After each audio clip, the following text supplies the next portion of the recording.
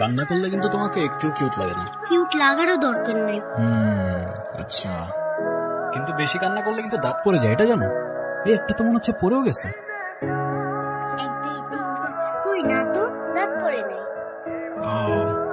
যাক, বেঁচে গেছে। আচ্ছা, তুমি আমাকে একটা হেল্প করতে পারবে? কি হেল্প বলো তো? তুমি আমার মার্কশিটে একটু সাইন করে দিতে পারবে? এটা কি আমাদের করা ঠিক হবে? চিটিং হয়ে যাবে না? আরে দুধ, তুমি করো তো।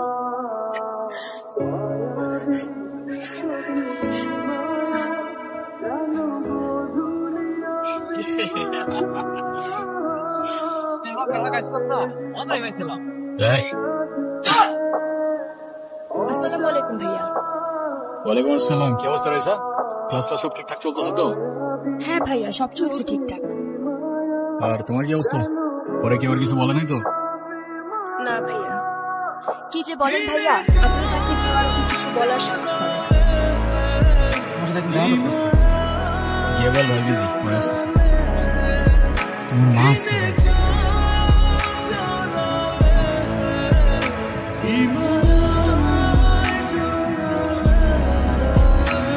হ্যাপি বার্থডে বাবা। আপনার মনে আছে অ্যাটলিস্ট? এই দিনটা আমি কি করে ভুলতে পারি বলো? আপনি সবই পারেন। Still thanks for the flower, but I don't think আপনার আমার সাথে দেখা করতে আসার তেমন কোনো প্রয়োজন ছিল। আমি তোমার মা ঈশান, মায়ের সাথে কেউ এভাবে কথা বলে? সরি, বাট আমার মা আমাকে অনেকগুলো বছর আগেই ছেড়ে চলে গিয়েছে।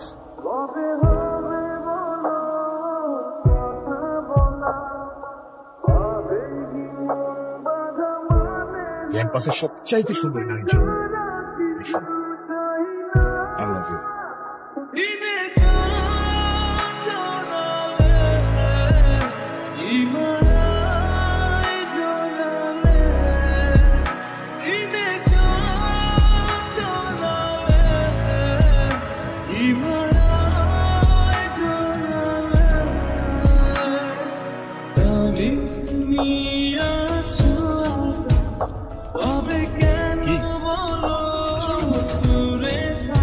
কিছু না।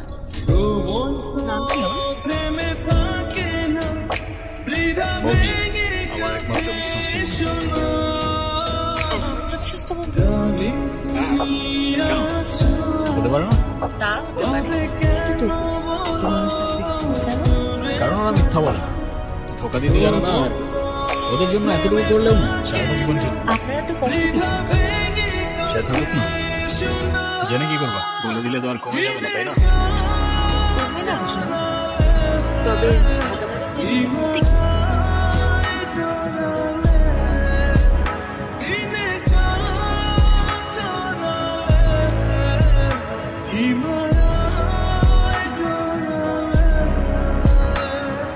বলতে কি?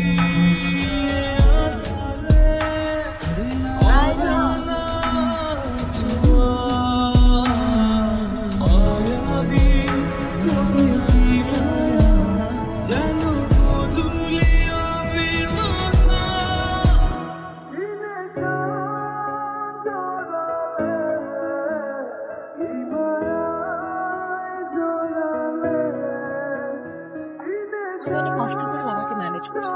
তুমি যেভাবে হোক বাবার সাথে ইমিডিয়েটলি দেখা করো। আচ্ছা, দেখা তো করবোই, কিন্তু এখনই কেন?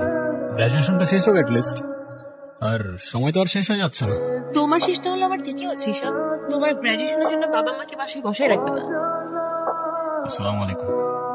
ওয়ালাইকুম আসসালাম। বসো। বাবা। ও ঈশান। হ্যাঁ, সে তো দেখলাম। এলএলবিতে লাস্ট ইয়ারে আছি। তোমার উদ্দেশ্যটা কিন্তু আমি বুঝতে পারছি। তোমাদের মতো ছেলেরা কেন আমাদের মতো বিজনেসম্যানের মেয়েকে টার্গেট করে, কিসের লোভে, সেটা আমার খুব ভালো করে জানা আছে। বাবা কি বলছো এসব? তুমি চুপ করো, আমি কথা বলছি। তোমার ফ্যামিলিতে আর কে কে আছেন? বাবা মা দুজনেই আছেন, কিন্তু ফ্যামিলি বলতে আমি একা। তার মানে? আমি তো ঠিক বুঝলাম না। তারা আমার সাথে থাকে না, সেপারেটেড। আই মিন ক্যারেক্টারের প্রবলেমটা কার ভেতরে ছিল, তোমার বাবার না মার? আরে সমস্যা তো আপনার ক্যারেক্টারে। কিভাবে কারোর সাথে কথা বলতে হয় সেই ভদ্রতাটাও শেখেন নাই আপনি। কি টার্গেট করছি আমি? আপনার টাকা? আপনার হয়তো আমার ব্যাকগ্রাউন্ড সম্পর্কে ধারণা নেই স্যার। আপনাদের মতো সো কল্ড বিজনেসম্যান আমার বাবার অফিসের লাইন দিয়ে দাঁড়িয়ে থাকে। আমি এখানে আসছি শুধুমাত্র ওকে ভালোবাসি বলে, সেকেন্ড কোনো উদ্দেশ্য নেই। তুমি তো একটা বেয়াদব। তোমার ক্যারেক্টার সম্পর্কে আমি খুব ভালো করে জানি। তুমি রাস্তাঘাটে মাস্তানি করো, আর তুমি কি করে ভাবলে যে তোমার মতো একটা স্কাউন্ডের সাথে আমার মেয়েকে কিনে দেবো? সেটা ক্যান্সেল হবে না। আপনার বাবা মাই তো আপনাকে ভদ্রতাটা শিখাইতে পারেন। বেরিয়ে যাও, এই মুহূর্তে আমার বাড়ি থেকে বেরিয়ে যাও। আপনি মনে করেন আপনি চিৎকার করে আমাকে দমায় রাখতে পারবেন? Then I can make more noise. তুমি এটা কেন করলো? ঈশান, আমি তোমাকে বারবার বলছি বাবার সামনে রাখতে, একটু কন্ট্রোল করে ভদ্রভাবে কথা বলতে। আমি জন্য এতটুকু করতে পারলাম না। আমি আমাকে অনেক কষ্ট করে ম্যানেজ করি। তুমি জাস্ট একটা বার কি সরি বলো, সব কিছু ঠিক হয়ে যাবে। আমি কেন সরি বলবো? বললো তোমার বাবাকে বলো আমাকে এসে সরি বলতে। ঈশান, ফল তোমারও ছিল, তুমি আমার সাথে সাহস করছো। আর একটা সরি বলো যদি সবকিছু ঠিক হয়ে যায়, কেন সরি বলবো না? কারণ আমি সরি বলি না। আর বলবো না বলছি তো বলবো না, ব্যাস।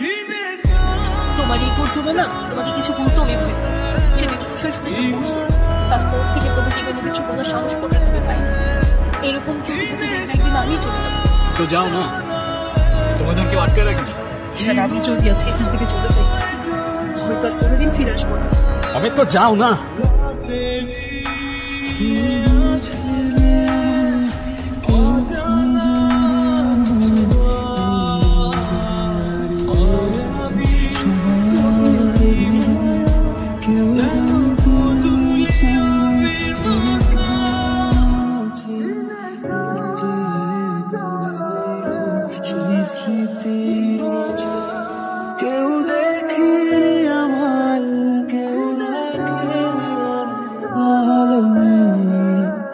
নানু ভাইকে সরি বলো।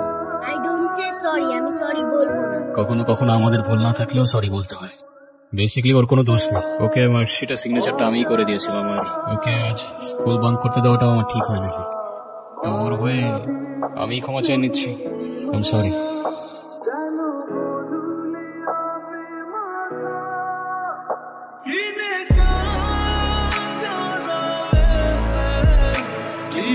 চলো, কেকটাকে জন্য সবাই ওয়েট করতেছে।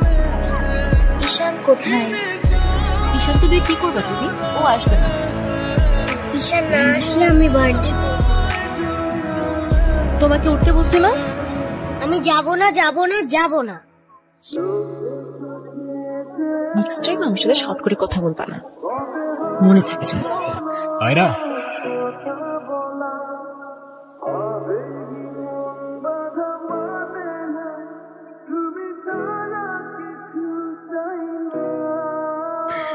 হ্যাপি বার্থডে বন্ধু। আপনি আবার আসছেন? এই চলো তো। আসতে আমার ব্যথা দোষটা কি হলো? তুমি আমার উপরে জেদ করে ওকে কেন কষ্ট দিচ্ছ? আমার মেয়ে, আমার যা খুশি তাই বলবো, আপনি বলার কি? আর কেনই বা আসছেন এখানে? কেউ না, আর কখনো আসবো না। চলে যাচ্ছি আমি এই শহর ছেড়ে, বহু দূরে। এমনিতেও এই শহরে আপন বলতে তেমন কেউ নেই আমার। শুধুমাত্র শেষবারের জন্য আমার ছোট্ট বন্ধুটাকে দেখতে। তবে যাবার আগে তোমাকেও কিছু কথা বলার ছিল।